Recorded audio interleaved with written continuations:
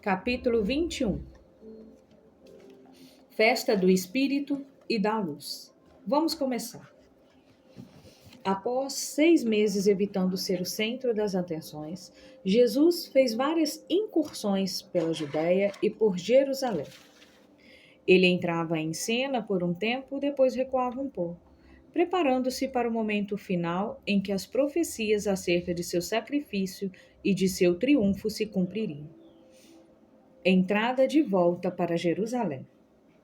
João capítulo 7, versículo 2, 3 e 5 a 6. Mas, ao se aproximar a festa judaica das cabanas, os irmãos de Jesus lhe disseram: Você deve sair daqui e ir para a Judéia, para que os seus discípulos possam ver as obras que você faz.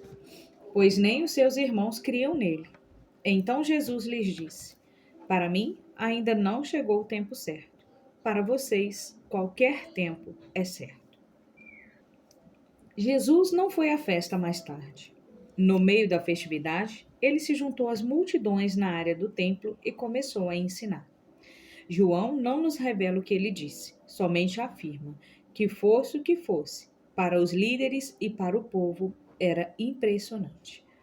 Os judeus ficaram admirados e perguntaram: Como foi que este homem adquiriu tanta instrução sem ter estudado? João capítulo 7, versículo 15. Enquanto falava, Jesus combinava um domínio total das Escrituras com uma autoridade singular. Quem era o rabino de Jesus? João, capítulo 7, versículo 16 a 18. Jesus respondeu: O meu ensino não é de mim mesmo, vem daquele que me enviou. Se alguém decidir fazer a vontade de Deus, descobrirá se o meu ensino vem de Deus ou se falo por mim mesmo. Aquele que fala por si mesmo busca a sua própria glória. Mas aquele que busca a glória de quem o enviou, este é verdadeiro, não há nada de falso a seu respeito. Ele não se declarou autodidata, o que seria motivo para descrédito. Ele nunca disse ter criado as ideias que compartilhava. Sua resposta à pergunta deles era de que seu mestre era Deus. Suas palavras vinham de seu Pai, que está no céu. Assassinos na multidão. João capítulo 7, versículo 19 a 20. Moisés não lhes deu a lei? No entanto, nenhum de vocês lhe obedece. Por que vocês procuram matar-me? Você está endemoniado, respondeu a multidão. Quem está procurando matá-lo? Dirigindo-se aos líderes judeus, Jesus insistiu em seu ponto de vista. Se estivesse praticando a vontade de Deus, assim como ela estava revelada na lei de Moisés, eles não estariam conspirando naquele momento para matá-lo. Em vez disso, iriam crer nele e recebê-lo. A maioria dos ouvintes não sabia da conspiração dos líderes. Eles subestimavam a sugestão de Jesus como sendo desvarios absurdos de um louco. Mas, na verdade, os fariseus e os chefes dos saduceus decidiram que era hora de prender Jesus. Eles enviaram um grupo de guardas do templo para isso. João capítulo 7, verso 32. Rio do Espírito. João capítulo 7, verso 37 a 39. No último e mais importante dia da festa, Jesus levantou-se e disse em alta voz: Se alguém tem sede, venha a mim e beba. Quem crê em mim, como diz a Escritura, do seu interior fluirão rios de águas vivas. Ele estava se referindo ao Espírito, que mais tarde receberia os que nele crescem. Até então, o Espírito ainda não tinha sido dado, pois Jesus ainda não fora glorificado. Um dos momentos mais importantes na festa das cabanas era uma procissão pelas ruas de Jerusalém até o tanque de Siloé. No tanque, um sacerdote enchia de água um cântaro de ouro. Quando a procissão voltava para o templo, a água era despejada em um funil de prata que chegava à base do altar do holocausto, enquanto a congregação cantava um rael e balançava ramos de palmeiras de outras árvores em direção ao altar. Quando o canto cessava, havia um momento de silêncio enquanto os sacerdotes preparavam os sacrifícios. Foi provavelmente Durante este momento de silêncio, que se ouviu a voz de Jesus que convidava os que tinham sede a virem a ele e beberem, prometendo a todos os que criam nele rios de água viva fluindo de dentro dele. O que outros dizem? Billy Graham. Deus não quer que venham a Cristo pela fé para depois vivermos derrotados, desanimados e divididos. Pelo contrário, Ele quer cumprir todo bom propósito e toda boa obra que procede da fé. Assim, o nome de nosso Senhor Jesus será glorificado em vocês, segundo a Tessalonicenses capítulo 1, verso 11 a 12. A grande dádiva do perdão, Deus também acrescenta a grande dádiva do Espírito Santo. Ele é a fonte de poder que satisfaz nossa necessidade de escapar da terrível fraqueza que nos domina. Ele nos dá poder para sermos realmente bons. Se você crê em Jesus Cristo, está à sua disposição um poder que pode transformar sua vida. Mesmo em áreas tão íntimas como seu casamento, seu relacionamento com a família e com outras pessoas. Além disso, Deus oferece o poder que pode transformar uma igreja cansada em um corpo vivo e em crescimento. O poder que pode revitalizar a cristandade. A tragédia dos que não estão convencidos. João capítulo 7, verso 45. Finalmente, os guardas do templo voltaram aos chefes dos sacerdotes e aos fariseus, os quais lhe perguntaram: por que vocês não o trouxeram? Os guardas enviados para prender Jesus retornaram aos seus superiores de mãos vazias. Ninguém jamais falou da maneira como esse homem fala. João capítulo 7, verso 46. Essas não eram exatamente as palavras que os chefes dos sacerdotes e os fariseus queriam ouvir. Jesus escorregou por entre os seus dedos novamente. O caso do trecho controverso. Os melhores e mais antigos manuscritos gregos, que são cópias dos livros do Novo Testamento escritas à mão em grego por copistas, usadas para as traduções em outras línguas, os originais se perderam, do Evangelho de João, não contêm os 11 primeiros versículos de João 8. Provavelmente, não faziam parte do livro em sua forma original. O antigo teólogo cristão Agostinho achou que a história deveria ser retirada com o pretexto de que a prontidão de Jesus em perdoar a mulher adúltera pudesse incentivar as pessoas cristãs a pecarem. Não foi um bom argumento, Santo Agostinho. Ainda que tenha sido escrito por alguém que não fosse João e inserido mais tarde, o trecho é consistente com tudo o que sabemos sobre Jesus. Não há motivo para duvidar de que isso realmente tenha acontecido. Ele ilustra maravilhosamente a incrível graça de Deus que vemos em Jesus. E pode muito bem ter acontecido precisamente no contexto no qual aparece. Arrastando-se para a luz. João capítulo 8, do verso 2 a 6. Ao amanhecer, ele apareceu novamente no templo, onde todo o povo se reuniu ao seu redor, e ele se assentou para ensiná-lo.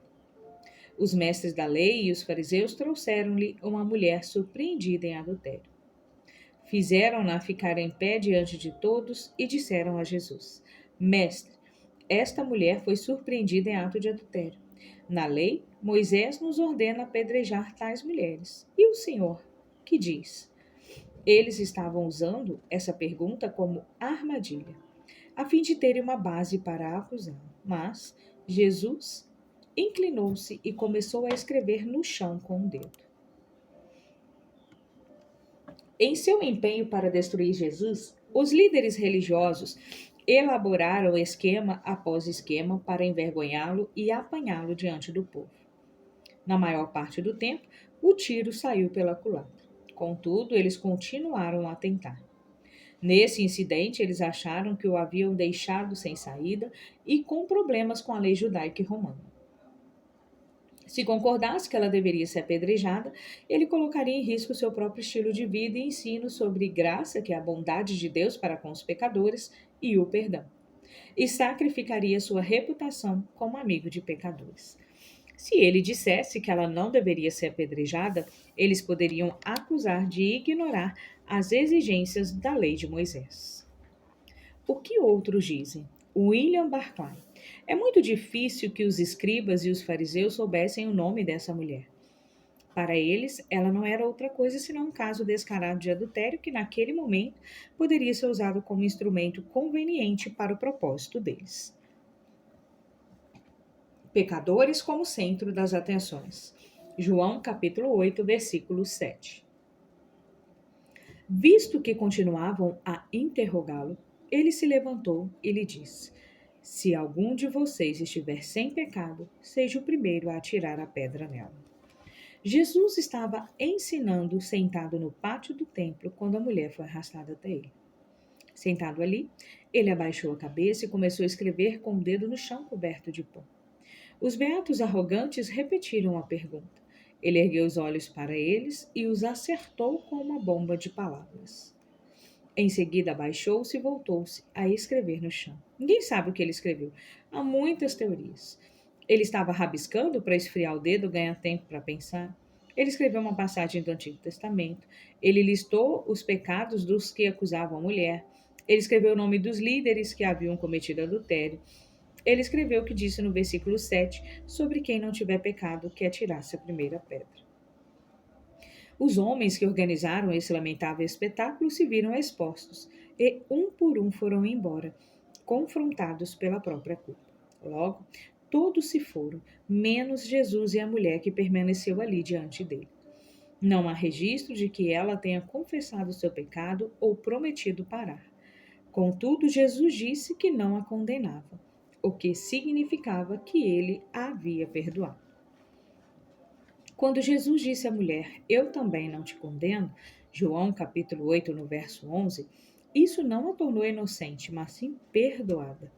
O passo seguinte dependia dela. Perdoada com seu histórico limpo do pecado, ela estava naquele momento pronta para um novo começo.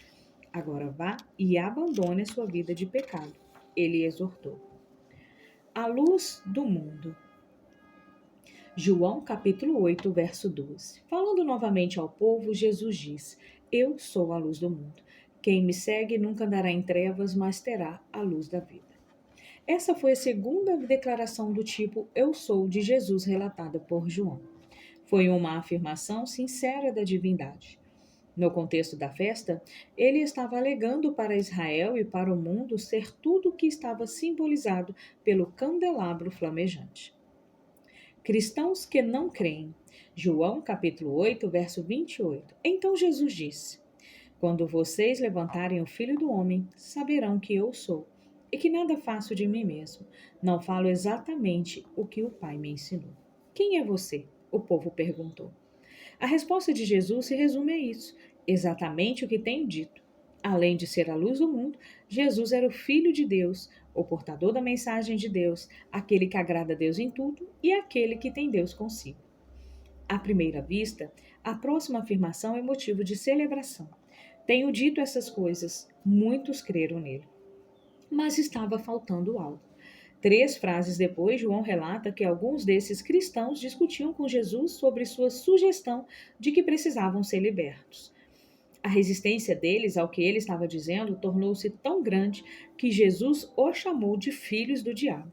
E antes que a conversa chegasse ao fim, alguns deles chegaram a pegar pedras do chão do templo para atirar nele. O que outros dizem, Oswald Chambers, obediência a Jesus Cristo é essencial. Nos primeiros estágios da vida cristã, temos a ideia de que ela é uma vida de liberdade. E é o que ela é, mas é liberdade para uma só coisa: a liberdade para obedecer ao nosso Mestre. Resumo do capítulo. Uma vez que a festa das cabanas se aproximava, os irmãos céticos de Jesus aconselharam-no a ir para Jerusalém e ser reconhecido publicamente. Ele seguiu o tempo de Deus, não o deles. Partiu em outro momento. No meio da festa, Jesus chegou e começou a pregar. A multidão estava dividida, alguns em seu favor, outros contra ele. E ainda os que estavam confusos, guardas do templo, foram enviados para prendê-lo. No último dia da festa, Jesus anunciou que quem cresce nele teria um rio de água viva fluindo em seu interior. Ele falava do Espírito Santo. Os guardas do templo voltaram aos sumos sacerdotes de mãos vazias. Eles não prenderam Jesus. Foram surpreendidos por seus ensinamentos. Uma mulher flagrada no ato de adultério foi levada a Jesus para ser julgada. Ele a perdoou e obrigou os que acusavam a enfrentar os seus próprios pecados. Na mesma festa, Jesus se apresentou como a luz do mundo. As pessoas foram forçadas a tomar uma decisão sobre quem ele era. Muitas acreditaram que ele estivesse dizendo a verdade. Ele era tudo o que dizia ser. Todavia, algumas o rejeitaram, mas outras ainda até tentaram apedrejá-los. Questões para estudo. 1. Por que João esperou para ir à festa depois que ela já havia começado? Jesus explicou: Eu ainda não subirei a esta festa, porque para mim ainda não chegou o tempo apropriado. Jesus entrou na festa no momento exato em que o tempo de Deus exigiu que ele estivesse lá. 2. De acordo com João capítulo 7, verso 16, quem deu a Jesus as coisas que ele ensinava e o direito de ensinar? Qual foi a sugestão de Jesus para que uma pessoa pudesse saber com certeza que seus ensinos vinham de Deus? Deus deu a Jesus o material de seu ensino e autoridade para ensinar. As pessoas que optam por fazer a vontade de Deus e praticam o que Jesus diz, sabem que os ensinamentos de Jesus são de Deus. 3. No último dia da festa, o que Jesus prometeu às pessoas que depositaram sua fé nele? Jesus prometeu que do coração de quem crer nele fluirão rios de água vivas, o Espírito Santo. 4.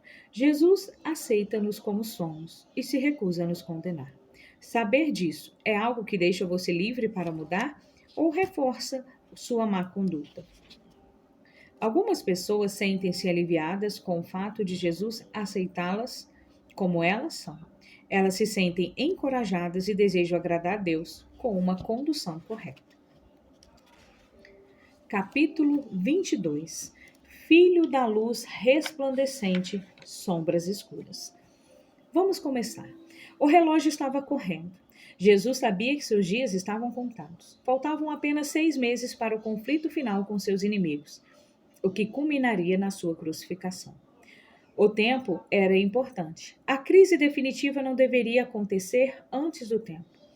Todos em Israel deveriam ouvir a mensagem de que o reino estava próximo antes de Jesus se apresentar em Jerusalém como Cordeiro Pascal, sacrificado na festa de Páscoa para libertar o povo da escravidão do pecado em 15 de abril do ano 29 depois de Cristo. Testemunho dos Cordeiros. Lucas, capítulo 10, do verso 1 ao 3. Depois disso, o Senhor designou outros 72 e os enviou 2 a 2 adiante deles, a todas as cidades e lugares para onde eles estavam prestes a ir. E lhes disse: A colheita é grande, mas os trabalhadores são poucos. Portanto, peça ao Senhor da colheita que mandem trabalhadores para a sua colheita. Vão, eu os estou enviando como cordeiros entre os lobos. Com apenas alguns meses pela frente, Jesus designou um segundo grupo de testemunhas, 70, para preparar o caminho para sua chegada nas cidades e nos povoados de Judéia e Pérea. Algumas traduções dizem que 72, não 70, foram enviados. A diferença deve-se a um erro de copista. Seja qual for o número, ele corresponde às autoridades que ajudaram Moisés ou aos homens no Sinédrio, que é a Assembleia Judicial e Suprema Corte de Israel.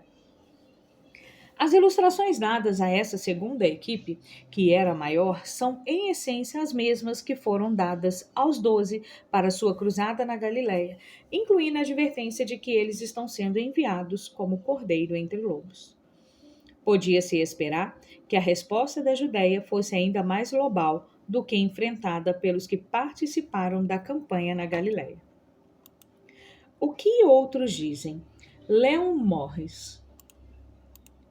Ao rejeitarem os pregadores, eles não estavam simplesmente rejeitando alguns itinerantes pobres, mas ao reino de Deus. E isso tem sérias consequências. As pessoas atraíram um juízo sobre si mesmas. Interrogatório. Lucas, capítulo 10, versículo 17 a 20. Os 72 voltaram alegres e disseram: Senhor, até os demônios se submetem a nós em teu nome. Ele respondeu: Eu vi Satanás caindo do céu como relâmpago. Eu lhes dei autoridade para pisarem sobre cobras e escorpiões e sobre todo o poder do inimigo. Nada lhes fará dano. Contudo, alegrem-se, não porque os espíritos se submetem a vocês, mas porque seus nomes estão escritos nos céus. 35 equipes de participantes empolgados com a campanha de Jesus voltaram de sua missão, cheia de sucesso e aventura. A mensagem que levaram não foi rejeitada. Pessoas perturbadas foram libertadas. Demônios curvaram-se de medo quando os membros da equipe os confrontaram, usando a autoridade delegada por Jesus. A resposta de Jesus: Eu vi Satanás caindo do céu como relâmpago. Era como se ele estivesse dizendo: quando vocês estavam lá fora pregando a mensagem no reino, confrontando demônios e curando doentes, vi o diabo cair derrotado diante de vocês. Alegre louvor. Lucas capítulo 10, verso 21. Naquela hora, Jesus, exultando no Espírito Santo, disse: Eu te louvo, Pai, Senhor do céu e da terra, porque escondeste essas coisas dos sábios e cultos e a revelastes aos pequeninos. Sim, Pai, pois assim foi do teu agrado. Jesus começou a orar, louvando com alegria seu Pai pelo novo entendimento espiritual que seus discípulos estavam tendo enquanto voltavam de sua missão. Comparado com os estudiosos sofisticados do mundo, esse grupo de galileus simples e outras pessoas relativamente sem instrução eram crianças. Contudo, eles estavam fazendo descobertas espirituais que os instruídos e inteligentes não viam pela cortina de fumaça criada por seu orgulho. O que outros dizem, John Wesley: Dei-me 100 pregadores que não temam nada a não ser o pecado e não desejem nada a não ser Deus, e eu não darei a mínima atenção ao fato de serem ministros ou leigos. Sozinhos eles abalarão as portas do inferno e estabelecerão o reino dos céus na terra. Lições particulares. Lucas capítulo 10, verso 25. Certa ocasião, um perito na lei levantou-se para pôr Jesus à prova e lhe perguntou: Mestre, o que preciso fazer para herdar a vida eterna? Um perito na lei judaica fingiu estar em busca da resposta para a grande pergunta da vida: o que preciso fazer para herdar a vida eterna? Mas a pergunta do perito na lei era óbvia, revelando que ele acreditava que podia ser salvo por seus feitos. Jesus percebeu o estratagema e não deu ao homem uma resposta direta. Em vez disso, ele fez o perito 3 perguntas para levá-lo a enfrentar a questão por conta própria.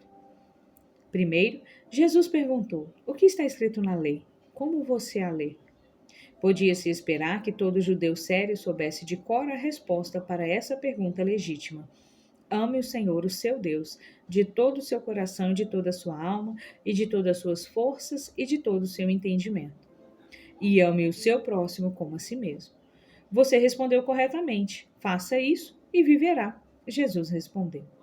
E quem é meu próximo? Perguntou o perito na lei, contorcendo-se para deixar de ser o centro das atenções. A resposta de Jesus foi a famosa parábola do bom samaritano. O bom samaritano. Visão geral. Lucas, capítulo 10, do verso 30 a 35. Então Jesus contou esta história. Um viajante a caminho de Jericó foi espancado, roubado e deixado como morto. Um sacerdote passou por ele e o ignorou.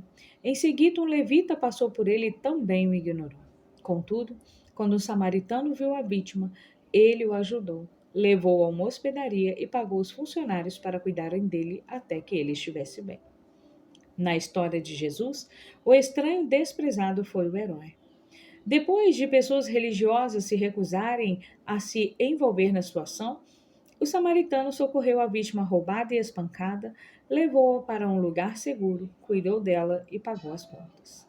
Jesus então fez sua segunda pergunta: qual dos 3 na história, o sacerdote, o levita ou o samaritano, mostrou seu próximo da vítima roubada? Aquele que teve misericórdia dele, respondeu o perito na lei. Jesus lhe disse: vá e faça o mesmo. Restou o perito na lei perguntar a si mesmo: de quem sou o próximo? Os israelitas da época de Jesus normalmente achavam que o antigo mandamento de amar o próximo se aplicava apenas aos companheiros judeus. Nunca entrou na cabeça deles que amar o próximo pudesse incluir todos os seres humanos, independentemente da origem racial ou religiosa. O que outros dizem? Leon Morris, o perito na lei, queria uma regra ou um conjunto de regras para que ele pudesse cumprir e assim merecer a vida eterna. Jesus está lhe dizendo que a vida eterna não é, de modo algum, uma questão de cumprir regras. Jesus está lhe dizendo que viver em amor é viver a vida do reino de Deus. Nossa atitude para com Deus determina o resto. Se realmente o amasse, nós amamos nosso próximo também. O outro lado do bom samaritano. Lucas capítulo 10, verso 39 a 40. Maria, sua irmã de Marta, ficou sentada aos pés do Senhor, ouvindo a sua palavra. Marta, porém, estava ocupada com muito serviço. E, aproximando-se dele, perguntou: Senhor, não te importas que minha irmã tenha me deixado sozinha com o serviço? Disse-lhe que me ajude? Na pequena aldeia de Betânia, e a apenas 8 quilômetros de Jerusalém, vivia uma família que era muito querida para Jesus, e ele para ela. Marta, Maria e Lázaro, 2 irmãs e o irmão delas. A personalidade das irmãs era muito diferente, e elas expressavam seu amor profundo por Jesus de maneira completamente diferente. Quando ele ia à casa delas, Maria se sentava no chão perto dele e esperava cada palavra que ele falava. Marta não ficava menos contente em vê-lo, mas seu estilo era se preocupar, limpar e preparar refeições. Há lugar para as 2 expressões de amor. Em meio a toda a sua atividade, no entanto, Marta revelou motivos mistos que ameaçavam subestimar seu trabalho de amor. Ela se queixou com Jesus de que Maria não estava ajudando nos trabalhos domésticos. Na verdade, ela foi além. Culpou Jesus por não se importar que ela fizesse todo o trabalho enquanto a irmã se distraía com ele. Com delicadeza, Jesus ajustou as prioridades de Marta. Maria escolheu a boa parte, e esta não lhe será tirada. O que outros dizem? Roy Irving, podemos ficar tão envolvidos com a obra do Senhor a ponto de negligenciarmos o Senhor da obra. Princípios práticos de uma oração poderosa. Lucas, capítulo 11, verso 1. Certo dia, Jesus estava orando em determinado lugar. Tendo terminado, um dos seus discípulos lhe disse: Senhor, ensina-nos a orar, como João ensinou aos discípulos dele. Os rabinos judeus tinham o costume de ensinar aos seus alunos uma oração. João Batista ensinou tal oração aos seus. No Sermão da Montanha, Jesus deu aos seus primeiros discípulos um modelo de oração, a qual os cristãos recitam como o Pai Nosso. Desde então, outros discípulos uniram-se ao grupo. Um deles observou Jesus orando e pediu que ele o ensinasse a orar. A resposta de Jesus foi que ele deveria repetir o modelo de oração. O objetivo, como no caso da versão em Mateus 6, não é oferecer um pequeno ritual religioso que possa ser repetido de memória a menção de um inário. O objetivo é resumir de forma assimilável os princípios da oração efetiva. Conversa caluniosa. Lucas capítulo 11, verso 14 a 15. Jesus estava expulsando um demônio que era mudo. Quando o demônio saiu, o mudo falou, e a multidão ficou admirada. Mas alguns deles diziam: é por Beelzebu, o príncipe dos demônios, que ele expulsa demônios. Os inimigos aliados de Jesus espalharam a calúnia infundada de que ele realizava seus milagres pelo poder de Beelzebu, o príncipe dos demônios. Ele logo descobriu que algumas pessoas comuns no meio das multidões estavam crendo na mentira contada por eles e espalhando-a. Astigmatismo espiritual. Lucas, capítulo 11, verso 29. Aumentando a multidão, Jesus começou a dizer: esta é uma geração perversa. Ela pede um sinal miraculoso, mas nenhum sinal lhe será dado, exceto o sinal de Jonas. Muitos do que estavam nas multidões na Judéia se negavam a aceitar Jesus, esperando alguma demonstração extraordinária de poder como prova de seu messiado. O que eles estavam esperando? A dura e triste realidade é que, ainda que ele abrisse o mar ou parasse o sol novamente, algumas pessoas ainda se negariam a crer. Quando não podiam negar o milagre, elas o desprezavam como sendo a obra do diabo. Elas encontravam uma maneira de ignorar qualquer coisa que ele fizesse para provar que era o Messias. Almoçando com o inimigo. Lucas capítulo 11, verso 37 a 38. Tendo Jesus terminado de falar, um fariseu o convidou para comer com ele. Então Jesus foi. Reclinou-se à mesa, mas o fariseu, notando que Jesus não se lavara cerimonialmente antes da refeição, ficou surpreso. Um fariseu convidou Jesus para almoçar. Jesus conhecia as regras, mas, para levar a conversa rapidamente aonde queria chegar, ele, de caso pensado, violou a primeira regra para comer com o fariseu. Entrou e sentou-se à mesa sem antes fazer o ritual de lavagem das mãos. Esse procedimento não tinha nada a ver com limpezas. Era uma cerimônia para remover a contaminação causada pelo contato com pecadores, uma declaração arrogante de moralismo e superioridade espiritual. Seu anfitrião ficou surpreso com a negligência de Jesus. Jesus sabia o que ele e os outros estavam pensando. Atacou a hipocrisia espiritual deles. Acusou-os de estar cheios de ganância e de maldade. Na verdade, ele diz: se vocês, fariseus, estivessem tão preocupados com quem são no interior quanto estão com sua prática externa insensata, vocês de fato estariam limpos. Então, tendo dado tom para a conversa à mesa, Jesus pronunciou 6 ais contra eles por causa da hipocrisia. Resumo do capítulo. Cerca de 6 meses antes dos eventos decisivos em Jerusalém, que levaram à sua crucificação e ressurreição, Jesus enviou um segundo grupo de 70 discípulos aos povoados da Judéia e da Pérea, a fim de prepará-los para sua chegada pessoal para pregar a mensagem do reino ali. Jesus contou a história do bom samaritano para mostrar aos seus seguidores que o amor deles deveria incluir pessoas diferentes deles. Ele ensinou a importância de orar sem pudor. Depois de voltar a comentar sobre a calúnia de que seus milagres eram obras do diabo, Jesus atacou a hipocrisia, chegando ao extremo de almoçar na casa de um fariseu, onde citou 6 adversidades da hipocrisia na vida dos fariseus e peritos na lei. Questões para estudo. 1. Quando os 70 voltaram da sua missão de pregar a mensagem de Jesus, com que eles estavam mais empolgados? Segundo Jesus, com que eles deveriam estar mais empolgados? Com que eles estavam mais empolgados? O que deixou mais empolgados os 70 que estavam de volta foi que os demônios lhe obedeceram.